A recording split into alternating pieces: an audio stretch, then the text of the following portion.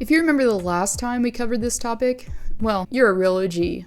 Because the last time we went over the top 10 most dirtiest players, it was nearly 3 years ago. And as you'd expect, by now, well, that list has changed significantly, at least as far as this channel is concerned. Now, obviously, this list is subjective, and I'm not saying I'm 100% right, because it's just opinion.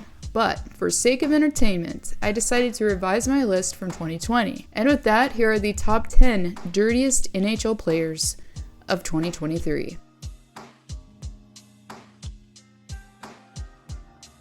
When it comes to Jacob Trouba, we could put him in a similar category as Tom Wilson, meaning that he plays with such an old school type of feel that it doesn't exactly translate well in today's game, as Trouba has made a reputation for himself as being a headhunter.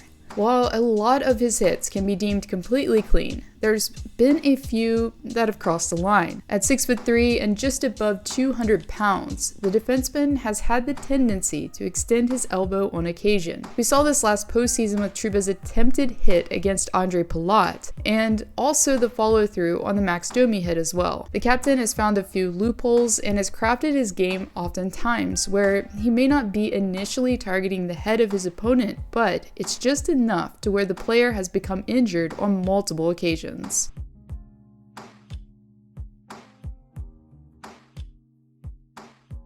For the most part, Nazem Kadri isn't here for anything he's done here recently. Actually, we have to give him credit, because for the most part, he's been on his best behavior as of late. But if we're being realistic, if you poke around in the hockey world long enough, you'll quickly realize that fans still see Kadri as a dirty player, as Kadri has had the tendency to allow his emotions to get the best of him. During his tenure in Toronto anyways, Kadri had a knack for being a loose cannon in the playoffs, getting suspended and putting his team in a rough spot. The last occurrence in which we saw some questionable antics from Kadri was during the 2021 postseason. Kadri, who absolutely blindsided Justin Falk during Game 2 of the series, was dealt his 6th suspension thereafter. However, things did get pretty spicy yet again last year, when the Blues and Avs had a postseason rematch, where there were mixed views of whether Kadri meant to injure Jordan Binnington. It seemed like, to me anyways, that he wasn't intending to injure this time.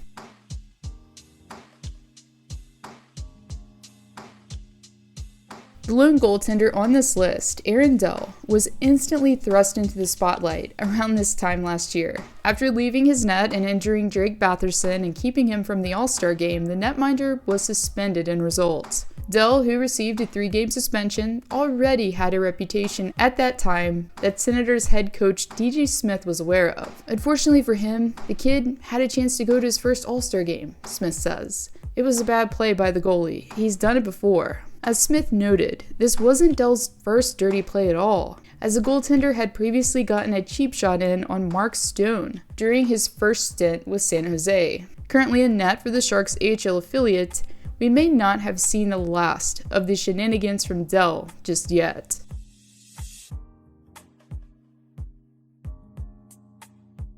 Ever since 2005, Corey Perry has been finding ways to stir and rattle the opposition, and while he's obviously perfected the art of being a pest, he's also gained a lot of haters in the process. From elbowing Ryan Ellis at the Winter Classic to cross-checking Marian Hossa in 2014, Perry has given NHL fans so many reasons to dislike him to count. After he received the Rocket Richard and Hart trophies both in 2011, it became blatantly obvious that Perry didn't have to play such a menacing style of game. However, once a worm, always a worm, I suppose, as Perry has been tormenting NHL opponents with his antics for nearly 2 decades.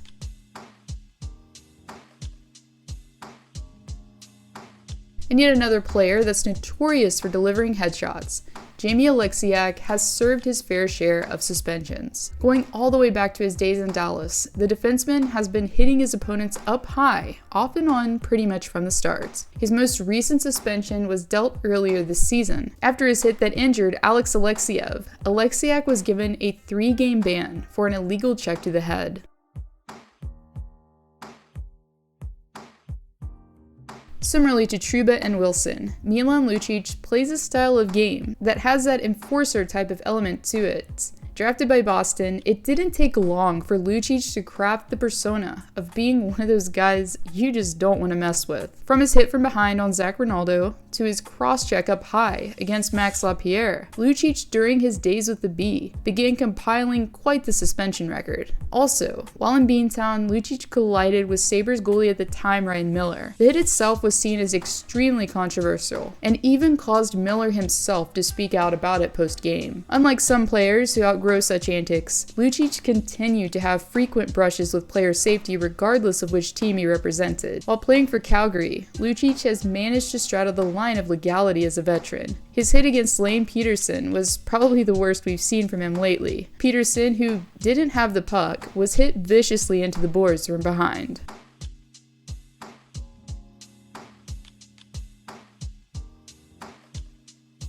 Lately, Tom Wilson has managed to stay out of the headlines for his usual Wilson-like behavior. But most of that probably has to do with the fact that the forward has been previously on the mend, nursing a torn ACL.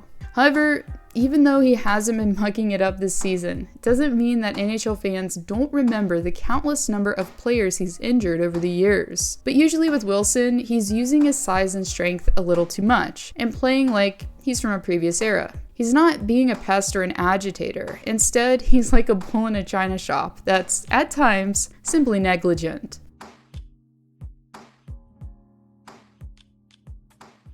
And just when we thought we'd seen it all, as hockey fans, Brendan Lemieux decided to literally bite Captain Brady Tkachuk last season. I know, they say Claude Lemieux did it as well. But for those of us that weren't watching hockey in 1986, this was something new. There's definitely been the occasional nibble here and there, but if you saw the actual clip, Lemieux just about pulled a Dahmer. And prior to the incident that caused him to sit for 5 games, Lemieux had already been suspended for blindsiding Vincent Trocheck while overseas. Given that his dad didn't have the greatest reputation either, well, as they say, the apple didn't fall far from the tree.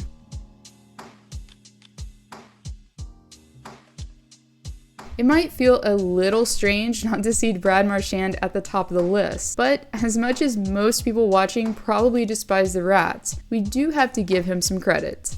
So far in this season anyways, Marchand has managed to avoid any hearings with player safety. Last season, however, Marchand set one record he probably didn't want to. Upon being suspended for 6 games after an incident with Tristan Jarry, Marchand became the most suspended player in NHL history. And we're not talking about the most games ever. But instead, Marchand has received the most individual suspensions, with 8, which surpassed Chris Pronger, who had 7. For the sake of time, we're not going to go into all of the atrocities that Marchand has committed, but if you're interested into diving into some dirt, check out my Jerk Moments series. Anyways, after forfeiting over $1.4 million in salary due to suspensions, Marchand may have learned his lesson.